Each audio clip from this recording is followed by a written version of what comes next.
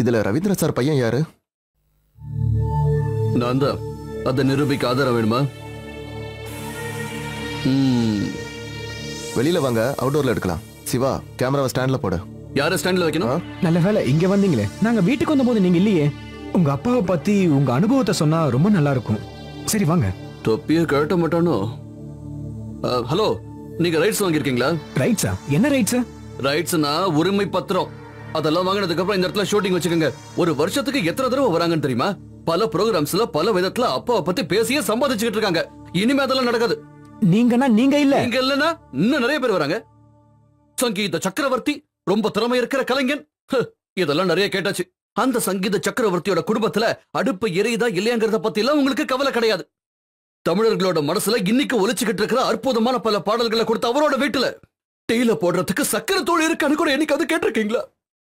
பேரையும் புகழையும் மட்டும் தின்னா வயிற்று பசி தீந்து போயிடுமா? அவார்ட கடையில கொடுத்தா அரிசி கொடுப்பாங்களா? இல்ல அதை வச்சுட்டு சோறு போடுவாங்களா? எங்க அப்பா இறந்து போனப்ப நான் ஸ்கூல்ல SSLC படிச்சுக்கிட்டு இருந்தேன். அதோட என் படிப்பு நின்று போச்சு. அவரோட ரசிகர்கள் ஊர்காரங்க எல்லாம் ஒன்னா சேர்ந்து ஆரவாரமா அவருக்கு செய்ய வேண்டிய இறுதி மரியாதைகள் செஞ்சு முடிச்சுட்டாங்க. அன்னைக்கு வந்தது அவங்க மட்டும் கிடையாது, கடன் கொடுத்தவங்களும் வந்துட்டாங்க. அந்த கடனை அடைக்கிறதுக்கும் குடும்பத்தை காப்பாத்துறதுக்காகவும் அன்னில இருந்து இன்னைக்கு வரைக்கும் ஓடிக்கிட்டு இருக்க. ஒண்ணு மட்டும் ஞாபகம் வச்சுக்கோங்க, என்னோட உடம்புல கடைசி மூச்சு இருக்கிற வரை என் அப்பாவோட திறமைகளையும் அவர் எழுதின பாடல்களையும் நீங்க இப்படி ஜிகினா வேலை பண்ணி வித்து சம்பாதிக்கிறத என்னால அனுமதிக்கவே முடியாதுங்கிற. யோ, இவனை விட அவங்க அம்மா எவ்வளவு பெட்டரியா? இவங்கிட்ட 5 10 கொடுத்து அனுப்பி விட்டுறலாம். 5 10 வாங்கிட்டு எங்க அப்பா பாட்டு எழுதி கொடுத்திருக்காரு. அது அந்த காலம். இப்ப எபிசோட் கணக்கு தான். புரியலையே. புரியுற மாதிரி சொல்றேன். இந்த ப்ரோகிராம்ல எத்தனை எபிசோடு? 2. ஓகே, ஒரு எபிசோட் டிஸ்கவுண்ட்ல விட்டு ஒரு எபிசோட் சார்ஜ் பண்ணிக்கலாம். ஒரு 1 லட்சம் ரூபாய் கொடுத்துருங்க. 1 லட்சமா? எதுக்கு சார்? காப்பி ரைட்ஸ் இருக்குல்ல, அப்படின்னு தெரியாதா? இந்த ஆள் யாரு? ப்ரொடியூசர். ஓ, ப்ரொடியூசரா? இப்பதானே வந்தீங்க. நாங்க 2 பேரும் ஆரம்பத்துல இருந்து பேசுறோம். 1 லட்சம் வேணும். அதை இப்ப கேஷாவோ டிடியாவோ இல்ல செக்காவோ கொடுத்துட்டு ஷூட்டிங் ஆரம்பிங்க.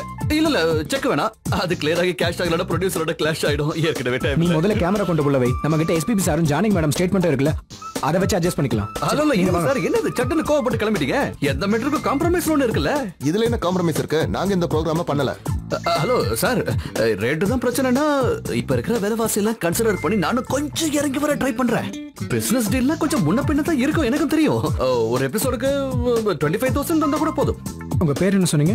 சச்சின், சச்சிதானந்தன். சந்திச்சதுல ரொம்ப சந்தோஷம். ஹலோ, சந்தோஷம் எனக்கு வேணாமா? இன்னும் கொஞ்சம் குறைச்சுக்கிறதுக்கு நான் 5 10 கூட பரவாயில்ல. உனக்கு வேணா கமிஷன் தரடா. ஆரம்பமே ஓவரா இருக்கும் போதே நினைச்சேன் நீ இப்படி எல்லாம் சொதப்புவன்னு. வா போலாம். இருடா டேய், என்னடா இப்படி கிளம்பிட்ட? அப்படி இன்னும் விட கொஞ்சம் குறைச்சு பாக்கலாம்டா. நீ போய் பேசி பாரு. அங்க போனா அடிச்சு துவைச்சு 180 எபிசோட் ஆக்கிடுவா அந்த ஆளு. அந்த ஆளு மெகா சீரியல் எடுக்கிற டைரக்டர் தெரியும்ல. டேய், உன் நாக்க விட நீளமா மெகா சீரியல் எடுக்கிறதுக்கு இந்த தமிழ்நாட்டிலே ஆளு கிடையாது மாமா. களத்துல இறங்கு. நீ போய் வெற்றியோட திரும்பி வா. நான் உனக்காக இங்க வெயிட் பண்றேன். சரி, எவ்வளவு தூரம் இறங்கலாம்? ஒரு 15,000. அந்த பருப்பெல்லாம் இங்க வேகாது. 5,000 ஓகேவா? அதுவும் வேகாது. 3,000 வேலைக்கே ஆகாது. 2,000 அது கீழே வந்து ஆட்டோ காசு கூட தெரியாதா? நீ போய் பேசு.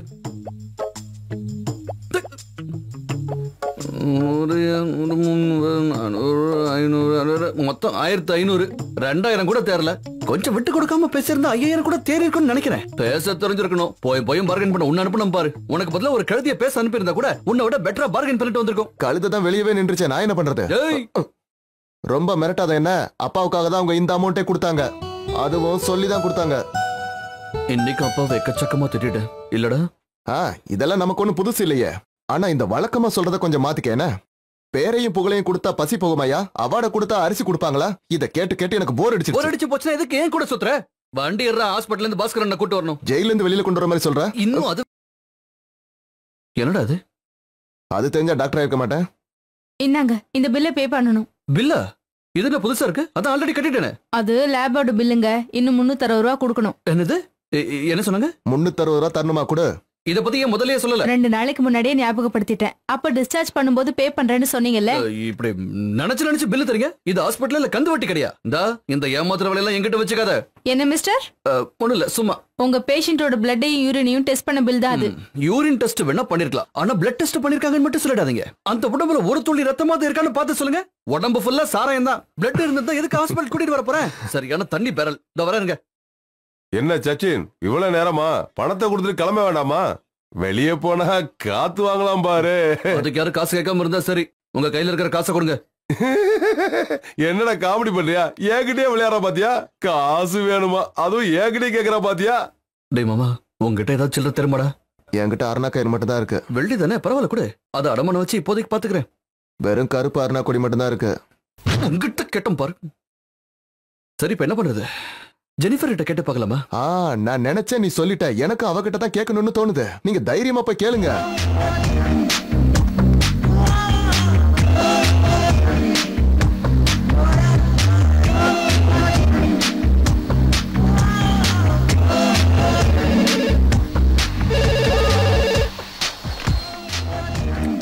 ஹலோ, இருக்காங்க.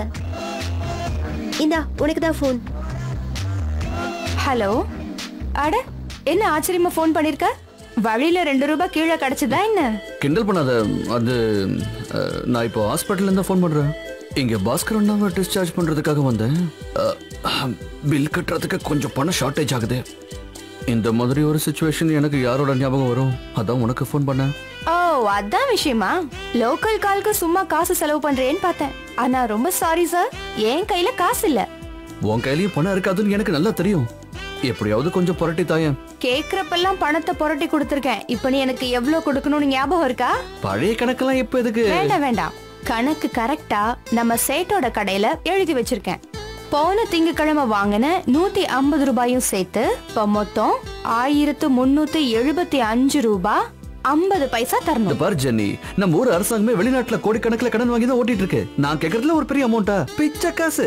நாட்டு கணக்கோட சேர்த்து அதையும் கணக்குல எழுதிருக்கு. இந்த அசிங்கம் ரொட்டீனா நடந்துட்டு இருக்கனால இனிமேல் நான் உனக்கு பணம் கொடுக்கறதா இல்ல கண்ணா. சரி, நீ ரொம்ப பிஸியா இருப்ப.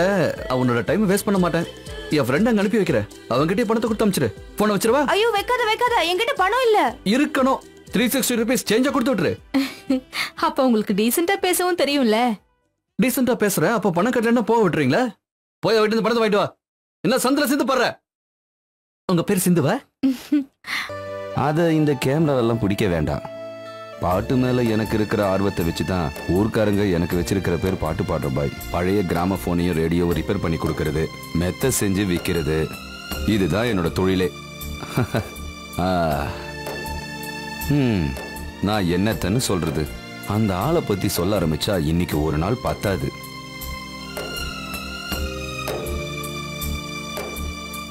அந்த ஆளுக்கு அன்னைக்கு ஒரு 10-12 வயசு இருக்கும். இதே தெருவில் வயிற்ற தடவிக்கிட்டு பாட்டு பாடிக்கிட்டு வந்தான். வீடு எங்கடான்னு கேட்டா வடக்குல மலபார்னு சொன்னான். ஊர்லயும் யாரும் இல்லையா. அப்புறம் சாப்பிடறதுக்கு வாங்கி கொடுத்தேன். சாப்பிட்ட பிறகு சில பாட்டுகள் பாடினான். எல்லாம் பாகவதரோடதும் MS விஸ்வநாதரோடதும், எல்லாம் பழைய பாட்டு. அப்புறம் அதுவே வழக்கமாயிருச்சு. இங்க வந்து பழைய பாட்டுகள் பாடுவான். கிராம போன்ல பாட்டை கேட்டுட்டு இருப்பான். ஆனா அந்த ஆள் பாடுறதை கேட்கும்போது ஒரு தனி சுகம்தான்.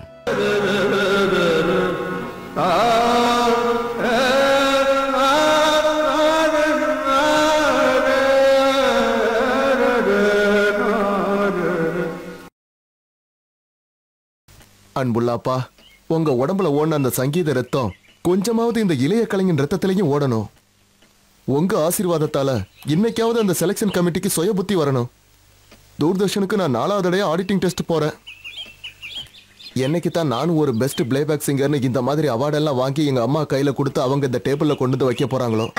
பெரிய சிங்கர் பொறுப்பிட்டாரு போல இருக்கு. சிரிடி சிரி, உனக்கெல்லாம் என் மேல மரியாதையே இல்ல. ஆனா நீயும் ஒரு நாளாவது என்னையே சுத்தி சுத்தி வர வேண்டிய நாள் வரும். ஆனா இப்பெல்லாம் என்ன பார்த்தா உனக்கு கேவலமா தெரியுது இல்ல? காலையில பஸ்ஸுக்கு காசு வேணும்னு கேட்டப்போ உன்னோட கஞ்ச பிசுனாரி அண்ணனும் இந்த மாதிரி தான் கேவலமா பார்த்தா. இந்த வீட்லயே எங்க அம்மா ஒரு ஆளுக்கு மட்டும்தான் எனக்குள்ள உள்ள பாடகனை அடையாளம் கண்டுபிடிக்க முடியுது. ஒரு உண்மையான கலைஞனை அடையாளம் தெரிஞ்சுக்க ஒரு கலைஞனால மட்டும்தான் முடியும். அம்மாங்க. டே மாணிக்கம், என்ன மீன் இருக்கு? என்ன விலை? இரு வரேன். நீங்க வரவே வேணாம், மீன் விலை ஜாஸ்தி ஆயிடுச்சு. ஜாஸ்தி ஆயிட்டா நான் மீன் வாங்காம போயிடுவேனா? முதல்ல வாங்கின மீனுக்கு பணத்தை கொடுத்துட்டு அப்புறம் மீனை வாங்குங்க. சச்சு கிட்ட போய் பணம் வாங்கிக்கன்னு சொன்னேன்ல. நல்ல ஆளை கேட்க சொன்னீங்க நீங்க. யார கேட்டு விலை ஜாஸ்தியான மீனை கொடுத்தேன்னு எனக்கு ஒரே திட்டு. அந்த காசை வாங்கறதுக்கு நான் எத்தனை நாள் நடக்கணுமோ எனக்கு தெரியல. ஆஹா, நல்ல சூப்பர் மீன். இந்த மீனை குழம்பு வச்சா அமக்கலமா இருக்கும். நீ 1 கிலோ கொடு. சச்சு கிட்ட பணத்தை வாங்கிக்கும் போது இந்த மீனுக்கும் சேர்த்து பணத்தை வாங்கிக்க. அதெல்லாம் சரிப்பட்டு வராதுமா. பணத்தை கொடுத்துட்டு மீனை வாங்கிக்கங்க. டேய், உங்க அப்பா வருஷ கணக்கா எங்க வீட்டுக்கு மீன் வித்திருக்காரு. முக்காவாசி கடல்ல தான் வாங்கியிருக்கோம். இது வரைக்கும் அவர் எங்கிட்ட பணம்னு ஒரு வார்த்தை கேட்டது இல்ல. உன் மீனெல்லாம் மொத்தமா அழுகி போட்டோம். ரவீந்திரன் மாஸ்டர் வீடு இதுதானே? ஏன் கேக்குறீங்க? நீங்க ரவீந்திரன் சாரோட மனைவியா? ஆமா. நாங்க சேனல்ல இருந்து வரோம். ரவீந்திரன் சாரை பத்தி ஒரு ப்ரோக்ராம் இருக்கு, அதான். இங்க யாரும் டிவி சீரியல் ஆக்ட் பண்றதா இல்ல. சீரியல் இல்லங்க, சாரோட திறமைகளை அடையாளப்படுத்துற மாதிரி ஒரு சின்ன ப்ரோக்ராம் அவ்வளவுதான். அவர் இறந்ததுல இருந்து ஆளுங்க வந்துகிட்டு தான் இருக்காங்க. அவர் வீடு, போட்டோ, அவார்டு எல்லாத்தையும் படம் எடுத்துட்டு போயிட்டு இருக்காங்க. அதனால எங்களுக்கு என்ன லாபம்? நீங்க கிளம்புங்க. ஐயோ கொஞ்சம் நில்லுங்க ஆண்டி. உங்க ஸ்டேட்மெண்ட்டையும் இந்த வீட்டையும் கவர் பண்ணலனா எங்க ப்ரோக்ராம் கம்ப்ளீட் ஆகாது ஆண்டி. கொஞ்சம் ஹெல்ப் பண்ணுங்க ஆண்டி. யார் அவங்க? சேனல்ல இருந்து வந்திருக்காங்க. அப்பாவை பத்தி ஏதோ படம் எடுக்க வந்திருக்காங்க. அப்படியா? வாங்க வாங்க வாங்க. இங்க சாரோட பையனா? ஆமா, நான் சின்னவன் சரத் சந்திரன். மூத்த பையன் ஒருத்தர் இருக்கான். ஆனா அப்பாவோட சங்கீத ஞானம் எல்லாம் எனக்கு மட்டும் தான் இருக்குன்னு எல்லாரும் சொல்றாங்க. அப்படின்னா உங்களை தான் முதல்ல இன்டர்வியூ எடுக்கணும். அதுக்கு என்ன, நீங்க கேமராவை ரெடி பண்ணுங்க, நாம உள்ளே எடுத்துக்கலாம், இல்லனா அவுட்டோர்ல எடுத்துக்கலாம். அவுட்டோர்ல எடுக்கலாம், ஆனா முதல்ல அம்மாவை கேள்வி கேட்கணுமே, அதான் நல்லா இருக்கும். அம்மா ஒரு 2 நிமிஷம். நீங்க இவ்வளவு தூரம் கேட்கும்போது நான் எப்படி வேண்டான்னு சொல்லுவேன். ஆனா இதெல்லாம் டிவில வரும்ல. நல்ல சாரி கூட கட்டலனா என் புருஷனுக்கு அது கெட்ட பேரு இல்ல. அதுக்கு என்னம்மா, நீங்க சாரி மாத்திட்டு வாங்க, நாங்க வெயிட் பண்றோம். அதுல கட்டினா பட்டுப்புடவை தான் கட்டிட்டு வரணும். பட்டுப்புடவை கட்டிட்டு வாங்க. அதுக்கு கட்டிக்கிறதுக்கு பட்டுப்புடவை ஒண்ணும் இல்லையே. எப்படியும் நீங்க படம் பிடிச்சுதான் ஆகணும். அதனால நீங்களே பட்டுப்புடவை வாங்கிட்டாங்க. இப்படி கை வச்சுக்கிட்டுமா? சாரி நல்லா இருக்குல்ல? நல்லா இருக்கு. அப்ப ஆரம்பிக்கலாம். சரி, இப்ப நான் என்ன சொல்லணும்? என்னடா பொம்பளை இது, பட்டு சாரிய வாங்கி கொடுக்க வச்சுட்டாங்கல்ல. அது மட்டும் இல்ல, ஷூட்டிங் நடக்கிறதுனால வீட்ல சமைக்க முடியலன்னு வீட்ல எல்லாருக்குமே பிரியாணி. அவர் வீட்டுக்காரர் எப்படிதான் இந்த அம்மாவை சமாளிச்சாருன்னு தெரியல. என் வீட்டுக்காரர் எல்லாரும் கலைஞன் மகான் எல்லாம் சொல்லுவாங்க. ஆனா எங்களுக்கு ஒரு 10 பைசா கூட யாரும் உதவி பண்ணது கிடையாது. ரவீந்திரன் சாரோட பாட்டுல உங்களுக்கு எந்த பாட்டு ரொம்ப பிடிக்கும்னு சொல்ல முடியுங்களா? என்ன? இந்த வராண்டாவில் அவர் ஃப்ரெண்ட்ஸுங்களோட உட்காந்துக்கிட்டு ஒன்று கத்துற சத்தம் கேட்கும். நான் அதை கவனிக்க கூட மாட்டேன். பாட்டெல்லாம் எப்படி உருவாச்சுன்னு கேட்டீங்கன்னா அதை பத்தி எனக்கு சுத்தமா தெரியாது. போதும், இவங்க புலம்பல ஆடியன்ஸ் கேட்டா அந்த மியூசிக் டைரக்டரோட மரியாதையே போயிடும். சரி, அடுத்தது. வணக்கம். இவரு பேரு தபலா பாஸ்கர். ரவீந்திரன் சாரோட ஒவ்வொரு அசைவும் இவருக்கு நல்லா தெரியும். ஆரம்ப காலத்துல இருந்து இவரு ஃப்ரெண்டா இருக்காரு. இப்ப பேசலாம். தபலா பாஸ்கர்னு சொன்னாதான் எல்லாருக்கும் தெரியும். ஆனா ரவீனாத மாத்தி தவளை பாஸ்கர்னு கூப்பிடுவாரு. ஏன் சார் ஹாஸ்பிட்டல் இருக்கீங்க? திடீர்னு இதயத்துல ஏதாவது பிரச்சனை வந்துரும். உடனே ரவி நம்ம பையன் என்ன ஹாஸ்பிட்டல்ல கொண்டு வந்து அட்மிட் பண்ணிடுவான். நான் இங்க அட்மிட் ஆகி 1 வாரம் ஆகுது. இன்னும் கொஞ்ச நாள்ல எல்லாம் சரியாயிடும். அதுக்கப்புறம் போய் தவளை வாசிக்க போயிட வேண்டியதான். என்னது தண்ணியா? இப்ப சொன்னதெல்லாம் கட் பண்ணிருங்கயா. நான் ஏதோ நல்ல பேர்ல வாழ்ந்துட்டு இருக்கேன். இவன் சரியான குடிகாரன்னு ஊர்ல யாரும் பேசிடக்கூடாது இல்ல. சோஜா ராஜகுமாரி சோஜா சோஜா. வணக்கம், நான் தான் விஸ்வநாத் ஜோசப். விஸ்வநாத் சார் பாட்டை தொடர்ந்து பாடினதுனால அவரே எனக்கு வச்ச பேர் தான் அது. முன்னெல்லாம் அவர் கச்சேரிக்கு நான் தான் ஹார்மோனியம் வாசித்தேன். அதெல்லாம் ஒரு காலம். 4 தடவை சினிமால பாட்டு பாட சான்ஸ் கொடுத்தாரு. ரெக்கார்டிங் ஸ்டுடியோ போகும்போதெல்லாம் வேலையை விட்டுட்டு போயிடுவேன். வேலையை விட்டுட்டு போறதுனால நீ இனிமே பாட வேணா, வேலையை மட்டும் பாருன்ட்டாரு. இவரு பெர்னாண்டஸ். மியூசிக் டைரக்டர் ரவீந்திரனோட பாட்டுகள்ல முக்கிய பங்கு வகிக்கிற கிளாரினட் வாசிச்சதுல இப்பவும் பிரபலமா இருக்கிறது பெர்னாண்டஸ் தான். சார், ரவீந்திர சாரோட மூத்த பையன் இங்க வந்திருக்காரு. உங்களை பார்க்கணும்னாரு. ஓகே, நம்ம ஒண்ணு பண்ணலாம். அவர்கிட்டயும் ஒரு ஸ்டேட்மெண்ட் வாங்கிக்கலாமே. அவரை வெயிட் பண்ண சொல்லு. Okay sir. Harish, camera ready பண்ணுங்க. Okay. Thank you very much. சரி, எல்லாருக்கும் சரியான ஷாக்கு. அப்புறம் ரொம்ப ஹாப்பி, ஜாலியா இருக்காங்க. ஓகே, அவங்க கிட்ட சொல்லிடலாம்ல? அம்மா கிட்ட சொல்லிடுறேன். Okay, by. கேசட்டை கொரியர்ல அனுப்புனது நிதினுக்கு கிடைச்சிருக்கு. கேட்டதும் கால் பண்ணிருக்கான். அந்த கேசட்ல 1 பாட்டோ 2 பாட்டோ இல்ல, அதுல சச்சி கம்போஸ் பண்ண எல்லா சாங்ஸும் உனக்கு ரொம்ப பிடிச்சிருக்கான். ரொம்ப பாராட்டி பேசினா. எல்லா வெரைட்டியாவும் இருக்கு, மெலோடியாவும் இருக்குன்னா. ரெக்கார்ட் பண்ணி ஆல்பம் ரிலீஸ் பண்ணா இப்ப இருக்கிற ட்ரெண்ட்ல சென்சேஷன் ஆகிறதுக்கு எல்லா சான்ஸும் இருக்கான். ரெக்கார்டிங் மும்பைல வச்சிருக்கலாம்னு சொல்லிட்டான். அதுக்கான ஏற்பாடெல்லாம் உடனே செய்ய போறானா. சச்சினே பாடினா போதும்னு நிதின் சொல்லிட்டான். மொத்த கேங்கியும் ரெடியா இருக்க சொல்லிருக்கான். ஆகா, எங்க போச்சு அது? சரக்கடிக்க காசு இல்லாம சுத்தி பார்க்க வந்த வெள்ளக்காரனுக்கு வித்துட்டானா? என்னையா எல்லாத்தையும் கலைச்சு போட்டுட்டு இருக்க? கிடைச்சிடுச்சு. யோ, கொண்டு போய் குப்பையில போடியா. 10-12 வருஷத்து தூசி இருக்கும் அதுல. தூக்கி போடுறதா? அண்ணன் கூட முன்னாடி பாம்பேக்கு கச்சேரிக்கு போகும்போது இதத்தான் போட்டு போனேன். அங்க இருந்தவன் எல்லாரும் அப்படியே மூக்கு மேல கை வச்சுட்டு முழின்னு முடிச்சானு தெரியுமா? ஒரு துவைச்சிட்டோம்னா பக்காவா ஆயிடும். ஆமா, எல்லாத்தையும் ரெடி பண்ணிக்கிட்டு 2-3 நாள்ல கூப்பிடுவேன்னு சொன்னவன் இப்போ 1 மாசம் ஆச்சு. கோட்டை தோச்சு போட்டா அப்புறம் பிரயோஜனமா இருக்குமா? யோ, உன் கருணாக்களை எதுவும் சொல்லாத. சும்மா பழைய பொருளோட சேர்ந்து நீயும் பழைய பொருளா மாறிட்ட. நேத்துதான் அவங்க நம்ம கிட்ட தெளிவா சொன்னாங்கல்ல, கொஞ்ச நாள் ஆகும், இருந்தாலும் ரெடியா இருங்க, திடீர்னு கூப்பிடுவாங்கன்னு. அந்த நேரத்துல கோட்டை தேட வேண்டாம் பாரு. ஆமா, கரெக்ட். அப்புறம் இந்த பாம்பேல மாலிக்குன்னு ஒண்ணு கிடைக்கும், மீன் கரங்கு விப்பாங்க. அதுல ஒரு 4 அடிச்சா இதயத்துக்கு நல்லது. என்ன இருந்தாலும் ரெக்கார்டிங்க்கு முன்னாடி நான் 2 பெக்கு அடிக்காம இருப்பேன். அடிப்பீங்க? இல்ல, அடிப்பீங்க. அடிக்க மாட்டேன். அப்படி அடிச்சா நான் அடிக்க மாட்டேன். ஆனா ரெக்கார்டிங் முடிஞ்ச சந்தோஷத்துல நீ அனுமதி கொடுத்தா நான் ஒரு 2 பெக்க அடிப்பேன். அதுவும் நீ என்ன கட்டாயப்படுத்தி கொடுத்தாதான். இல்லன்னா வேண்டாம். என் சர்ச்சு பையன் சொல்லலாம், நான் எதையும் செய்யவே மாட்டேன். பாம்பேல தண்ணி அடிக்காமலே கச்சேரி நடத்தலாம்னு காட்டலாம். வேண்டாம். ரெக்கார்டிங் மட்டும் நல்லபடியா முடிஞ்சா ஒரு ஃபுல் பாட்டில நானே திறந்து உங்க கையில தரேன். பழக்க தோஷத்துக்கு எப்போது தண்ணி அடிக்கிறத நான் தப்பு சொல்லல. ஆனா ராத்திரி பகல் பார்க்காம எப்ப பார்த்தாலும் சாராயத்திலேயே குடிச்சு அதுலயே வாழ்ந்துட்டு இருக்கிறது மட்டும் தான் தப்பு. என்ன சந்தோஷத்துல நெஞ்சு அடைச்சிடுச்சு. இந்த ஆனந்த கண்ணீர் சொல்லுவாங்கல்ல, அந்த மாதிரி தண்ணி அடின்னு நீயே சொல்லும் போது எனக்கு சந்தோஷமா இருக்கு. இந்த நக்கலை கொண்டு குறைச்சது இல்ல.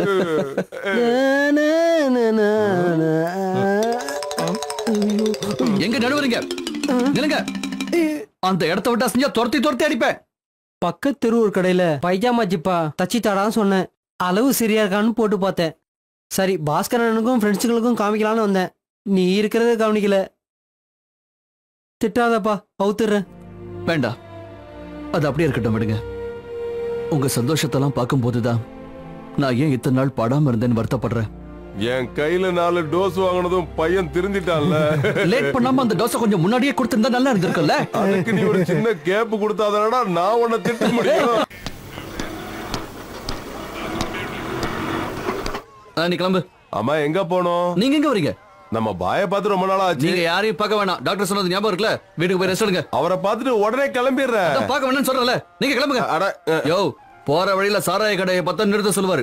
வண்டி நேரம் வீட்டுல தான் போய் நிக்கணும். என் ஃப்ரெண்ட்ஸுங்க யாராவது கூப்பிட்டாங்கன்னா ஒரு ஜாக்கிரதையா பாத்துக்கங்க, பெருசு ஜூட் விட்டுற போகுது. அப்ப என் மேல உனக்கு நம்பிக்கை இல்ல, நான் பாய பாத்துக்கிறேன். இருங்க, எங்க போறீங்க? தண்ணி அடிக்க மாட்டேன். உங்க அப்பா மேல சத்தியம் பண்ணதுக்கு அப்புறம் உனக்கு நம்பிக்கை வரல.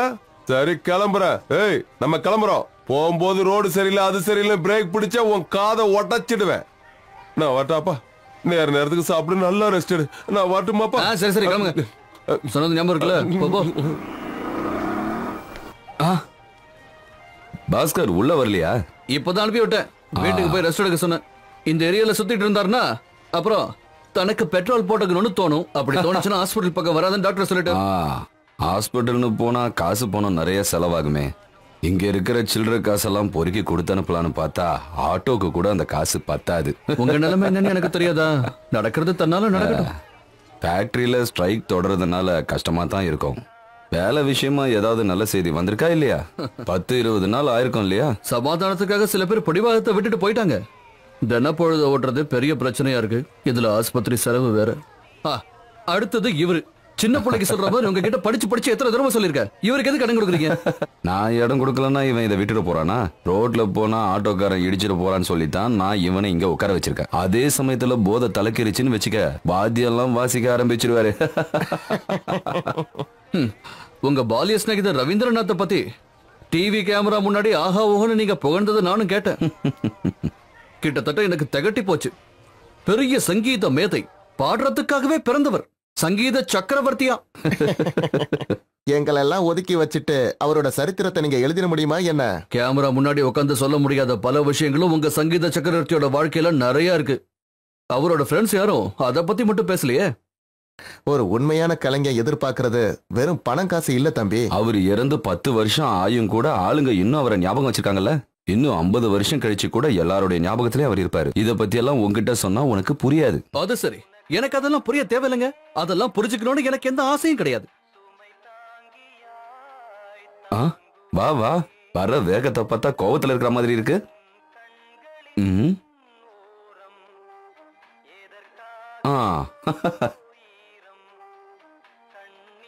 சச்சினோட கடன் எதுக்கு இங்க எழுதி வைக்கிற?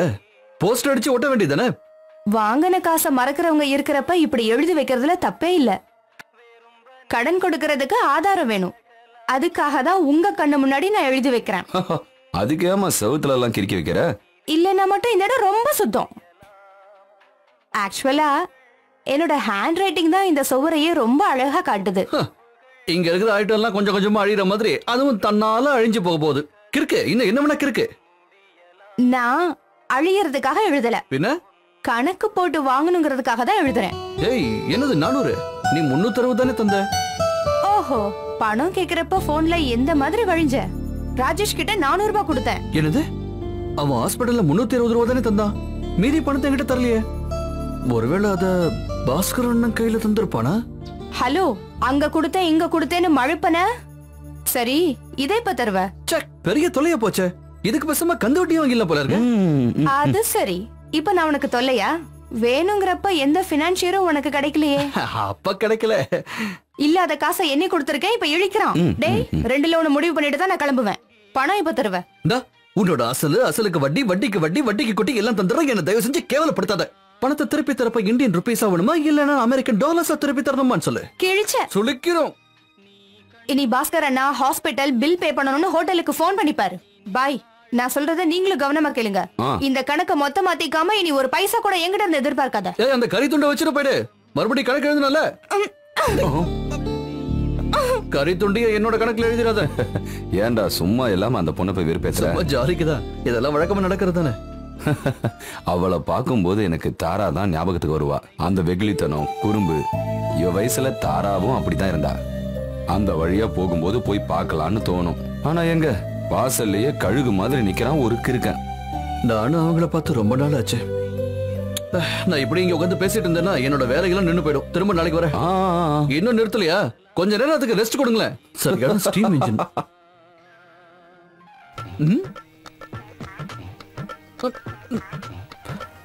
அந்த பக்கமா போயிட்டு இந்த பக்கமா வராரு. வாயா வா.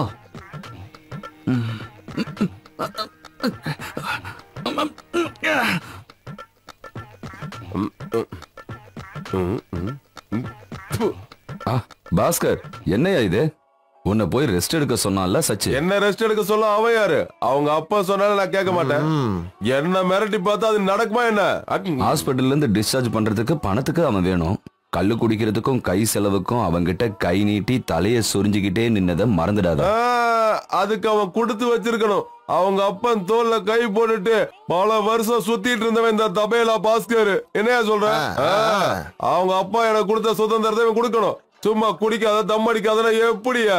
ஒரு நாள் அவனுக்கு நான் மரியாதை என்னன்னு கத்து கொடுக்குறேன் பாரு. ஒரு அடி செவுல குடுத்தன்னு வச்சுக்க, அப்படியே பம்பர சுத்துற மாதிரி சுத்தி வருவான். சுத்தலன்னா சுத்த மாட்டேன். இல்ல சுத்துவேன். இல்லங்கறல்ல, சுத்துவேங்கறல்ல. தம்பி சச்சு, நீ எப்போ வந்தடா? வரும்போது சொல்லிட்டு வரக்கூடாதா? ராஜேஷ் உங்ககிட்ட கொடுத்த 40 ரூபாய் எங்க? எந்த தம்பி? எந்த 40 ரூபா?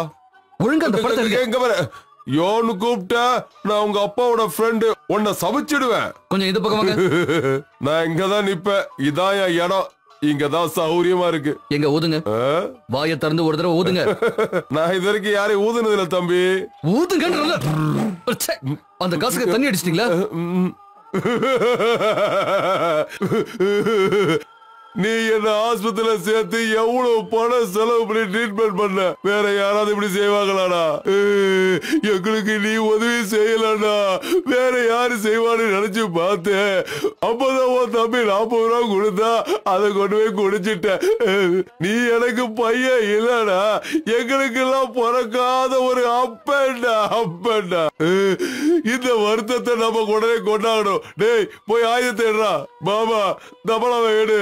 கச்சேரி ஆரம்பிக்கலாம். அப்பாவோட சேர்ந்து நீங்க எல்லாரும் இப்படி கச்சேரி பண்ணி தான் இந்த மாதிரி உருப்படாத நிலைமையில இருக்கீங்க. தண்ணி அடிச்சு எக்கேடோ கேட்டு போங்க. அட்மிட் பண்றதுக்கு என்ன எதிர்பார்க்காதீங்க.